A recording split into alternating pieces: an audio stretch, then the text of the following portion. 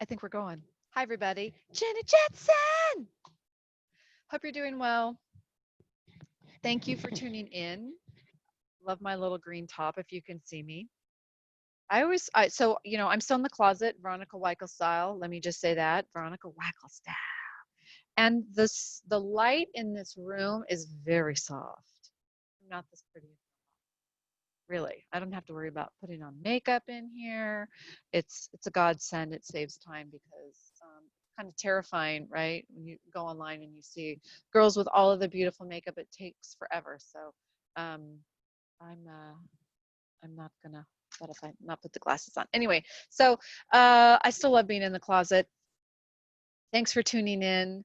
I wanted to talk a bit about forgiveness today, just to touch base on the end of last week's podcast. Forgiveness is a really big topic, and I'm going to cover it in a couple different ways through a couple different types of conversations. But today I just wanted to kind of talk on the surface a bit. So let's begin. Forgiveness. What should you know? Before the shooting happened, I was very interested in getting involved in Black Lives Matters because I'm not a jerk. No, because it's important to me. And I was raised in Seattle among the Black folk. I was in an integrated school. Racism is wrong. It's one of the things that I can't tolerate. It's like littering and spitting and rudeness. It's just poor manners as far as I'm concerned, among other things. But it's something that I care about. And I feel that as a woman, in order for us to move forward, that we need men. And in order for people of color to move forward, they need people without color. So I wanted to be of service. What can I do to be helpful? I'd like to somehow be able to self-identify as not a tiki torch carrying kind of, person. So how can I gain the trust from the Black community and help them in any or whatever they want me to do, I'm of service. So I started looking for Black churches in the county that I was in, which was not a very Black county, which, I just miss people of color, any kind of color. So I figured, well, you know, I saw a group having a barbecue on a corner raising money, and I was like, finding them. I didn't find them, but I did find another church that has a Black minister. She is Black. She's a female. She's Black, and she's gay. I told her if she were, Jewish or Muslim, she'd be the most hated person in the world. But I love her. And, so I was looking for a community, to join and become caring about the world when this happened. So I went back there immediately because, when you're involved in the type of trauma that I was, which was, somebody breaks into the house to kill you, tries to kill you, leaves you for dead, you're dragged out. um I had I had to face this person in court immediately in order to make sure that he was denied bail. That was my daughter's goal. She wanted to see this person in an orange jumpsuit, and she wanted to make sure that this individual was not out and about, which I agreed with. We needed to move out of the house. He lived across the street from us. He was our new neighbor. We'd only been in the house, 2 months or so. He broke in 4 weeks after we moved in when my daughter was home, and then he came back 6 weeks later and got me, so 10 weeks total. And I knew that I was going to have to see this person on an ongoing and regular basis because we have a trial to go through. And it was really uncomfortable to be in a courtroom filled with press, to see the person that did this to you, and knowing that you're going to have to testify in front of a court system. And I'm just thinking back all the feelings. Um, yeah, it was really scary to think about. And I knew that I needed help. I didn't want to be a basket case. I wanted to be strong enough to do it. I wanted to use my words and the platform as a strong woman that survived this, that has all of the the words, the language, the mental capability, and the know-how to stand up for myself in the courtroom and to represent not only myself, but other women out in the world. Because what happened to me was not okay. And sometimes how they treat women is also not okay. And I wanted to make sure that I was able to move through this with dignity and grace without anger and hate. Because when you're in a deep, dark place, anger and you have enough anger and hate at yourself, lobbing it on another person is just more hate, right? You need to get rid of some of the hate in your space that you're taking up so that you can let light and love in. And forgiveness, I think, is the fastest way to do that. I remember thinking always, you would see women and men sometimes. I always love it when the men show dignity and grace, because I think it's a bit, it's not as normal part of the male character that they wear on the sleeves as women do. Anyway, um, you know, you see parents sometimes who are able to forgive the people who murdered somebody that was close to them.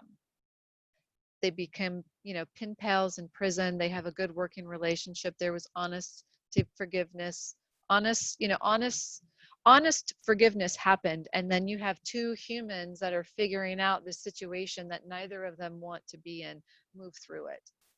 And those, I never understood how those women were able to do that and how those parents were able to do that. I was always amazed. And now I realize immediately, ooh, I gotta get this now. Why I went to what I think about why I went to a black church again the second time around. One, I really like the Reverend Rev D. Rev Dev is how I think of her. Rev Dev. Rev D is awesome. She's very inspirational, and the message there is all about your inner light. It's not about religion. They're agnostic, atheists, Jews, Muslims, they don't care. Homeless people, millionaires, gay, straight, nobody cares. Come on in. It's all really about gathering strength from your inner light within and letting that shine and sharing it with the world, and maintaining your strength there. So for me, that's a very healing place always, um, to be in. And besides Rev D, if there's one group of people that I admire to be able to shake stuff off and move on with life based on things that happened to them in the past that were out of the control, it is the Black people in this country. Hands down, with dignity, with grace.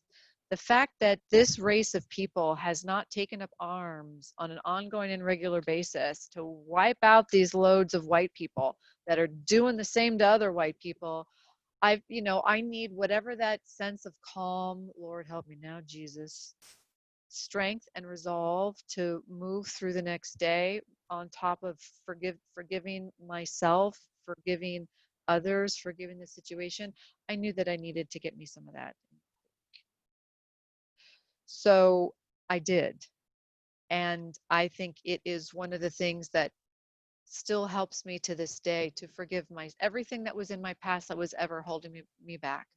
Parents, breakups, not getting into the school I wanted to, not having the money I wanted to, not having the relation, forgiving myself for all of that, for beating myself because I didn't have it.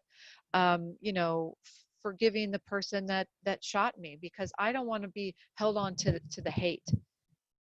Being in a courtroom with somebody and having a physical manifestation in your body, those feelings that are erupting inside of you when you see another human being, are torturous and awful to feel. Forgiving someone takes the power away from that individual to hurt you ever again. So it doesn't matter what he did to me in the past. I have no remorse for him at all. He does not feel the same way. He's certainly not at peace and has no remorse, and would very happily take it out on me again, which is kind of a disappointment, which means he hasn't learned his lesson and is not at peace and found his sense of spirit. So he's not there yet, but I wish him well. And I feel bad for the guy. But I think he would be a danger if he got out to me and other people for sure. All that anger has to go someplace, and this time it came at me. So that's a little bit about forgiveness. However you can find forgiveness, whatever source of people or groups that you think, wow, how could that group of people forgive?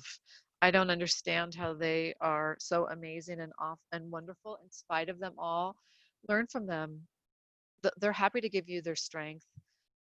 That's what I did, and it worked for me. I went to people that have learned forgiveness, and it happened to be in a black church with black people, because I think there's a history there that I have a lot of respect for, and their strength and courage needs to be commended. I have no idea why I think they're the best examples of humans. I do. I do. So that's where I learned how to forgive, and why I went to why I went to forgiveness, and what I thought about to get me where I needed to for that sense of peace. So, whatever speaks to you, I would try and be like those people and gain from that space. And you're only going to do yourself a world of good.